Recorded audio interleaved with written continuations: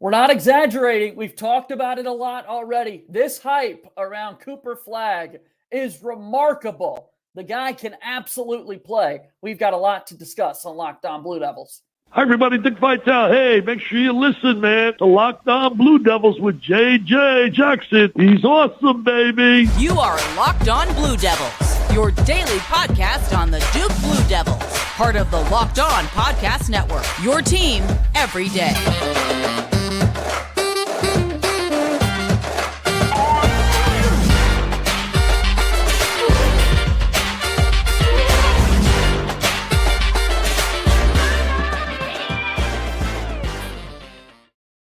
Hello, everybody, and welcome into another episode of the Locked On Blue Devils podcast. My name is JJ Jackson. So great to have you here with us on Wednesday, July 10th, 2024. Locked On Blue Devils is your one-stop shop devoted to everything going on in the life of Duke athletics. We talk a whole lot about Duke basketball, and rightfully so. This program's so much fun to cover each and every day, and right now we're talking a whole lot about Cooper Flagg. We've been talking about the hype. It's just going to continue to build after some of these Team USA performances that people have been talking about. So we dive into that throughout today's show with our good pal Kevin Connelly of Ball Durham, and we've got other things to discuss throughout the course of today's show. If you have not done so already, please be sure to follow and subscribe to Locked On Blue Devils for free wherever it is that you get your podcast. Leave us a 5-star rating and written review. Watch our show daily on YouTube. Like the video, share it with your friends, subscribe to our channel. Just can't say thank you enough for all the support that we've got here at Locked On Blue Devils. Follow us on X at LO_Blue Devils, and I'm there as well at _JJ_Jackson_. So without further ado, it's time to bring them on. Our good friend Kevin Connelly back with us once again this week. Kevin, I hope you're doing well, my friend. I'm doing very well, JJ. How about you? Very well. Thank you for asking. Hey, we've been trying to tell people Cooper Flagg, he's the real deal. And not only that, we've been trying to let people know that there's going to be a lot of hype around this guy, Kevin. And if the last, 2 or 3 days aren't any indicator of that, my goodness, what a year we're in for. Yeah, I guess it's tough to convince some people when he's only playing against high school talent. And they're like, okay, well, how good could the other kids be on the other side of the floor? And then even when he goes to some of these all-star games and you look and you know that the competition is good on the floor, it's like, okay, but it's one of those showcase all-star high school games. How much defense could there really be when you see the scores up in the upper hundreds? This was different. This was against the 12 best American basketball players in the world. This was not them taking it easy. You could kind of see the intensity. They're playing against other guys that are in the NBA on this USA select team. This was something special. You saw Cooper Flagg starting to get his feet wet and playing well and realizing he could play with these guys in the first scrimmage on Sunday. And then the videos that came out from Monday where basically he almost led the comeback for the select team against the USA basketball men's senior national team. They lost by 74-73 and a shortened scrimmage. It wasn't a full 4-quarter game, but still, it was something special. Some of the sequences he had, it feels like every video that got posted of it on X got close to 1 million views. So it wasn't just the college basketball community coming and watching these videos. It was the NBA community and beyond that really, he stole the show. He stole the show on a court with Steph Curry, LeBron James, Anthony Davis, Jason Tatum. We can go down the list of every single player on this USA men's basketball team, but it was Cooper Flagg on the select team that stole the show. Yeah, very many players have been asked to be a part of the select team as college basketball players, even fewer before they even play a single game of college basketball, and that is the situation that Cooper Flagg finds himself in. So again, in Las Vegas, where Team USA is preparing for the Paris Olympics, they've got a select team made up of mainly NBA players, and then you put in Cooper Flagg, and they're trying to get Team USA ready for it. There was a 3-point shot over the outstretched arms of Anthony Davis late in the game. There was an unbelievable kind of and one putback that Cooper Flagg had, several rebounds on the end of the floor, and some of the guys in the league that were on his team, thinking about Brandon Pajinski for the Golden State Warriors, who is more of a guard, deferring to Cooper Flagg down the stretch when you're able to watch the video. You could see about a half hour's worth of the scrimmage. People are already putting footage up there on YouTube for folks to go watch and see themselves. But some guys that are already in the league earning big money contracts on that select team deferring to Cooper Flagg, a 17-year-old. Yeah, it was something.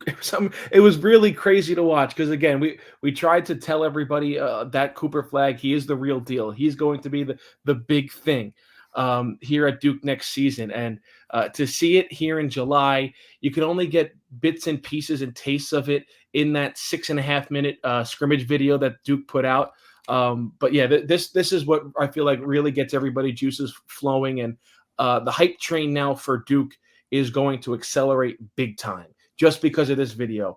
I think even from our Ball Durham account, and yes, it was a little bit sarcasm in there, but it was like, we're not going to say it. We're not going to say it. We're not going to say it. All right, fine. We'll say it. We're going undefeated this year. Just watching Cooper Flagg play basketball with Team USA. So yeah, it was special. We'll get into it a little bit later on in the show, I know, with comparisons. And I mean, everyone expects him to be the number 1 overall draft pick. I don't want to say he cemented that this weekend, still with hopefully 40 games of his college career still to go, but man, it certainly got close. Really exciting. Obviously, a lot of people were wowed by his performance. You can read stories all over the internet from the players that were asked about him after the fact. Orlando Magic head coach Jamal Mosley is also the coach of the select team for Team USA, and Jamal Mosley said that, quote, he's a special young man. His talent level, his basketball IQ, his level of toughness, not afraid of these moments, protect the rim, make the right play, make the right read. He had all of that, end quote. And then I was even reading a story on NBA.com. I really enjoyed it from NBA.com. Sean Powell put the story together, Kevin, and he was able to interview Ralph Flagg, Cooper's dad, and his family were even at Team USA camp this week. And his dad was talking about going into the week, Cooper couldn't really believe what was happening. And then as soon as the ball went up into the air, his son was able to remind himself that, yeah, this is just basketball at the end of the day. Well, yeah, and also he kind of flew under the radar. I don't know if he did any interviews, but John Shire was there as well on Sunday and Monday watching Cooper Flagg compete against Team USA. But Cooper even said it himself. I think this was after Sunday's exhibition when, he gets to Las Vegas and he walks in the gym. You're starstruck a little bit. I mean, standing right alongside of you is LeBron James and Kevin Durant and Jason Tatum and Steph Curry. And like I said, the list goes on and on, Devin Booker. But then again, Cooper Flagg is a very, very confident person and very confident in his skills. And it's quiet, especially in the public setting, but deep down inside, he is a very quietly confident person. And obviously it shows for his work on the court. And he said, yeah, I was starstruck a little bit, but once that ball goes up in the air, we're just hooping. We're just playing basketball, and I'm confident in my abilities. And you could tell from some of the early footage on Sunday that he wanted to adjust to the speed of the game and how the game was being played. But once he got comfortable, you saw the shot that I think Anthony Davis blocked, and he's able to recover and tip it back out to the perimeter and then cut on the baseline for the dunk. That was really the first big viral clip that came out of Cooper Flagg's scrimmage on Sunday, and that just led into Monday, and his confidence went through the roof, and you saw the outside shot, you saw the inside game, you saw some defense on a one-on-one trailing Anthony Davis, making him fumble a high pass, and that set up a fast break going down the other way. So even the videos we saw, he got it done on both ends of the floor, and he got it done in 3 levels of shooting. Just how big of hype is this for Cooper Flagg? Duke has had a lot of success recruiting top-level talent, certainly in this 21st century. You think about the number 1 picks in the 21st century with Kyrie Irving, with Zion Williamson, Paulo Banchero, Cooper Flagg looking to potentially add his name to that. We'll talk a little bit more about the hype and some of these comparisons after we take our first time out here on today's episode of Locked On Blue Devils.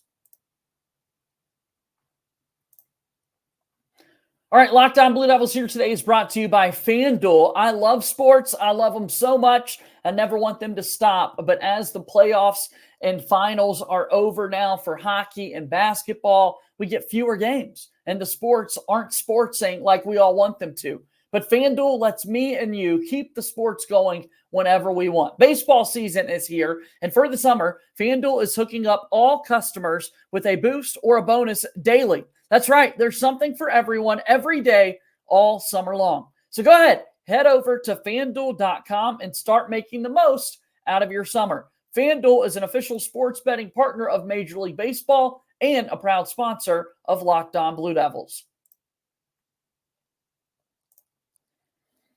We'll keep moving here on today's episode of Locked On Blue Devils. JJ Jackson, joined by Kevin Connelly, the site expert from Ball Durham. I want to get to some of this comparison talk that we've been teasing, Kevin. But before we get there, another quote that I found very interesting from the Flagg family. His father, Ralph, again, speaking with the NBA.com's Sean Vincent after the fact, quote, the first time he stepped on the floor, he looked up and was guarding LeBron James. And he was like, okay, I guess we're doing this. This opportunity, it's crazy. And then his father, Ralph, goes on to say, hey, going into the season at Duke, after something like this, Cooper's got to be saying, well, I know I can play with these NBA guys. We'll go back to campus and reset and be ready for what's next, end quote. His dad's kind of stating the obvious, Kevin, but I'm glad he did, so we can as well. If Cooper Flagg is doing that against the NBA, what can he do against college basketball? Well, that's a really good point because I don't know if I'm breaking any news right now.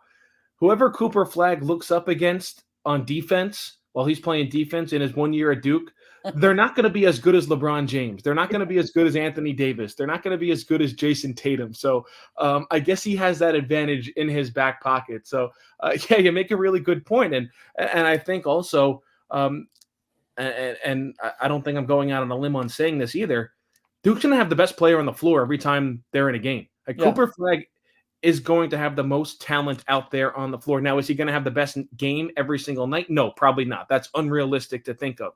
But Duke's going to have the best talent, the best player on the floor every time they take the court this season. I can't wait to watch it all and just see the hype continue to build each and every day. More and more people talking about him, more and more people trying to figure out what can we do to stop this guy. Kevin, teams at the NBA level are going to try to figure out their own strategies to get into a position to draft Cooper Flagg with the number 1 overall pick. I've already seen some hashtags out there, Kevin. I somehow, some way stumbled across the Washington Wizards fans that are putting out hashtag poop for Coop. They want a bad year for their Washington Wizards. Not the biggest fan of that hashtag there, but they're doing whatever it takes, man, to put themselves in a position to get the guy. Well, I've seen the hashtag capture the flag before. I know some of the Duke social media team has used that throughout his recruiting process. I saw some of that.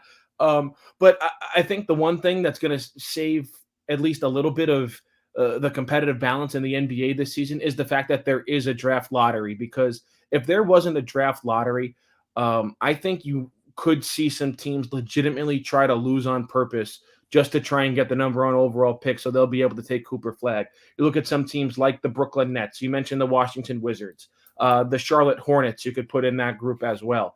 I think they would try to lose as many games as possible, win as little as possible. Could a 0-82 season be on the radar? I think that's a little bit extreme, but I think a team, certainly if there wasn't an NBA draft lottery, I could see them trying to win 10 or fewer games this season just to secure that number 1 pick. Now that's not the case. It goes into a draft lottery, and you could have the team with the eighth best odds to get the number 1 pick end up winning if the ping pong balls fall in their favor. So I do think that'll save the competitive balance in the NBA. But yeah, you're right. There are some fan bases of NBA teams that know they're not going to be very good this year, and they want to be as bad as possible to try and get the most amount of lottery balls in their favor to try and pick Cooper Flagg at number 1 overall. Because, JJ, we were talking about this a little bit off air, and I'll give your listeners a little bit of a sneak peek because we're going to have an article up on this at Ball Durham over the next couple of days. And I'm not saying this is going to happen at all. Especially after the weekend Cooper Flagg just had, if he just wiped his hands and said, like, I'm good, I'm not playing at Duke, I'm just going to train this year and enter the NBA draft next year, still think he's going to go number 1 overall, especially what he just showed this weekend at Team USA training camp. I'm pretty confident in that. I don't know if an Ace Bailey or a Dylan Harper could jump him to become that number 1 overall pick. So, yeah, I think if he didn't even play a game in college this season, Cooper Flagg would still be the number 1 overall pick in the 2025 NBA draft. Well, that's where we wanted to go next, right? We're talking a little bit about comparisons, and we could talk about number 1 picks of drafts past. There are several, of course, that played at Duke. Kevin, I also want to think a little bit about the NFL draft lens in this as well when we talk about the quarterbacks, right? Every few years, it feels like there's a quarterback in college that we say, well, look, if he was eligible to be drafted this year, he would be number 1. He's better than those guys out there. And I think there's similar conversations where, like, we just saw a draft take place a week and a half ago, and folks are saying Cooper Flagg could have been in that draft and been ready to go. So speak to that, if you will, and some of the recent number 1 picks that have been out there and just the hype around him. Yeah, I agree. I think if Cooper Flagg was in this draft that just happened a couple of weeks ago, he would have been the number 1 overall pick.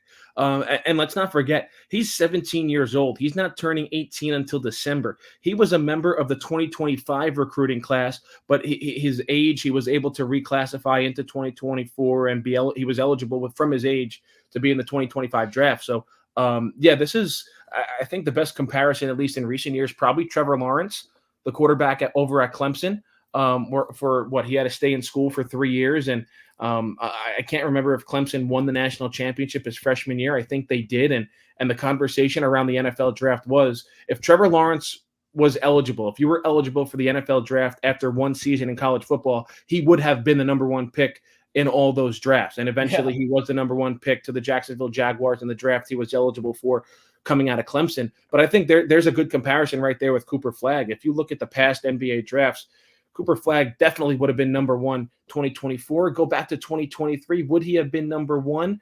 I don't know, just given the age right there and how much his body to play in the NBA level would have needed to mature.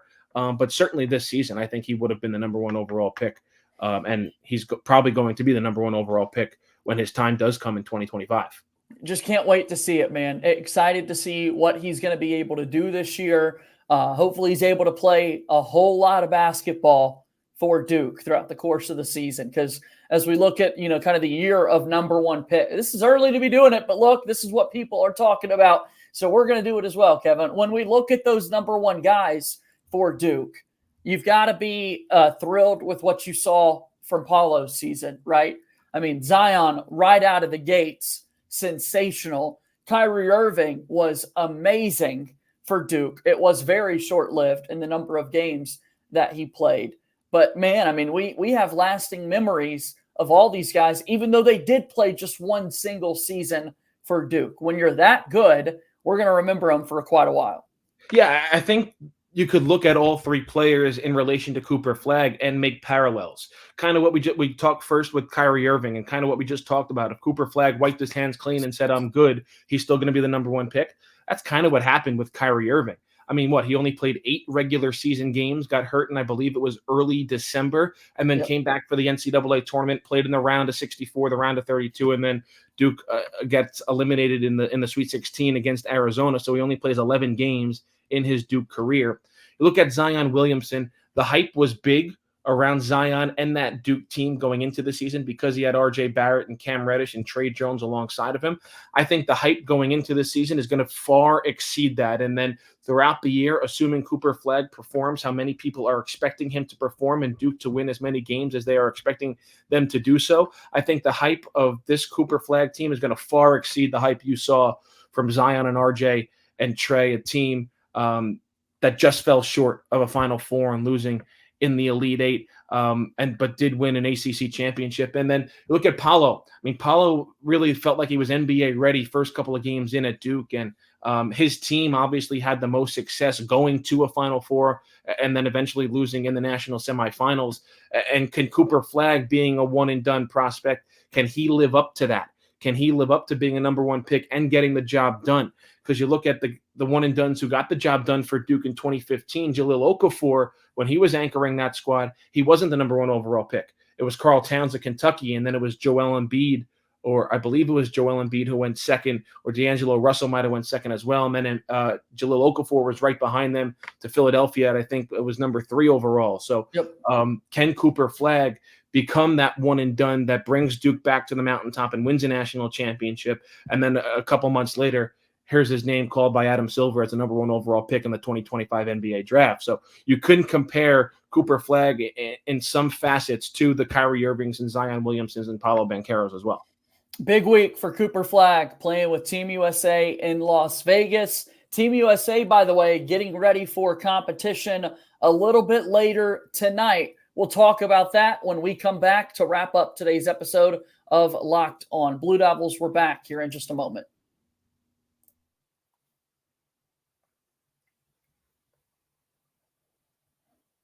Right after Locked On Blue Devils today, make sure you go and check out Locked On Sports Today, one of our favorite shows, Locked On Sports Today, wherever you get your podcasts. 20 to 25 minutes each day covering the biggest stories in sports. Also, with Locked On Sports Today, we've launched the first ever national sports 24/7 streaming channel on YouTube. The channel also called Locked On Sports Today. It's available on the Amazon Fire TV and the free Fire TV channels app.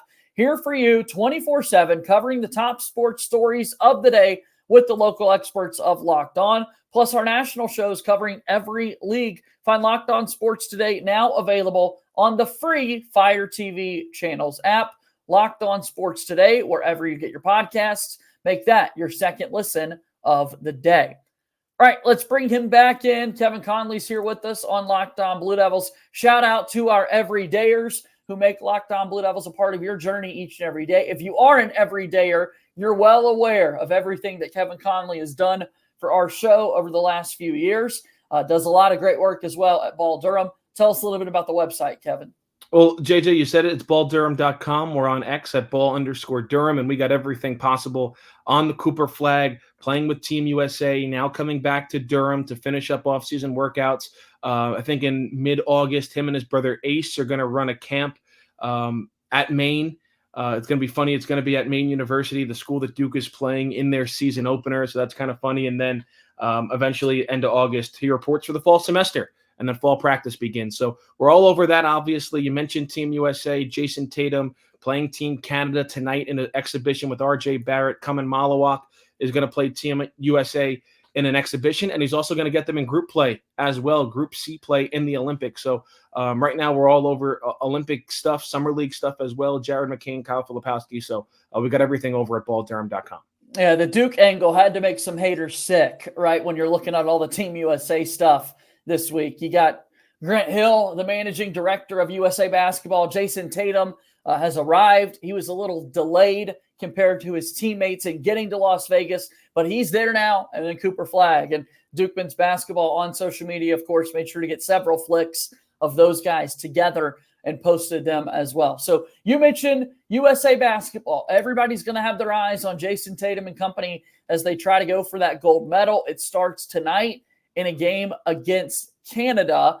When people get ready to watch basketball a little bit later, Kevin, to remind folks, FIBA rules a little bit different. Several differences for us to let people know about. You can start with the three-point line being a little bit closer, right? You've got 5 fouls to foul out compared to the 6 that you get at the NBA level. There is no defensive 3 seconds. A big one, you can take the ball off the rim as soon as it's in play. Goaltending is still a call when the ball is on its upward trajectory, but as soon as it hits the rim, it's a live ball and players can swap it down and get off and running. So several rules right there, and I'm sure I'm missing a few as well, Kevin. I mean, it's a different game.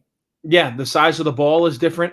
That's why you saw when Duke was posting a couple of pictures from last week, Cooper Flagg was shooting with a FIBA ball instead of I think it's a Wilson college basketball. So the size of the ball is different from the college level and at the NBA level. So you might have to use some of these exhibition games that you're watching just to program your brain not to think of college basketball rules or NBA rules. So it's going to be fun, certainly, to watch. I mean, it's not often we have a lot of meaningful basketball to watch in July. We only get it once every couple of years when the Olympics rolls around or there's a national FIBA World Cup. So it's certainly going to be fun to watch. Yes, I think a lot of people are going to overreact to some of these scrimmages. And if Team USA does lose or doesn't look great, I think there are going to be overreactions to that. But certainly going to be fun. I think it's going to be really competitive, too, when the Olympics kicks off later this month.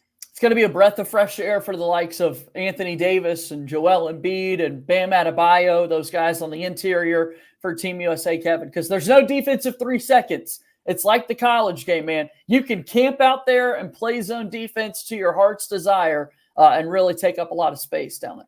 Yeah, and then as soon as that ball hits the rim, you could just punch it away and hope LeBron's got the rebound and he starts going full steam down the other end and finds Steph Curry in the corner for a 3. So I don't want to put myself in the shoes of Steve Kerr, but that wouldn't be a bad game plan if you ask me. A couple of timing things as well. 24 seconds on the shot clock like the NBA. That's consistent in FIBA. 4 10-minute quarters as opposed to 12-minute quarters in the NBA. FIBA games have 4 10-minute quarters. Game starts with a jump ball, but like the college game, Kevin, we don't have a toss, a tie-up results in alternating possession. There's not another jump ball, so to speak, when there is a tie-up in the game, like the college game. Yeah. So you get the tie-up, and then you get arrows, and you get jump ball. You don't have enough jump balls. You get a mixture of college rules, get a mixture of NBA rules, and then you get a little mixture of some street ball rules in there as well. So going to be fun to watch. And certainly I think in terms of the Olympics, yes, Duke fans are going to have their eye on Jason Tatum, but I think a lot more Duke fans are going to maybe stay up a little bit later and watch those South Sudan games to get a good look at Common Malawak as well. Very quickly, a quick thought here to close us out. We've talked a lot about Cooper Flagg today and Team USA. Duke basketball continues. And last night, they reminded us, put a couple of more clips out there where guys, not as many players to go 5-on-5 right now, but Duke had some 4-on-4 clips. They're inside the K Center practicing. And we love Duke basketball, Kevin, and it's good to see guys still on campus putting the work in and getting ready. Yeah, so Darren Harris still not cleared for full contact drill, so he couldn't play. And then obviously with Common with Team South Sudan, Cooper at Team USA, they ran 4-on-4. Really impressed with Caleb Foster. A couple of 3-pointers that I saw made from Tyrese Proctor.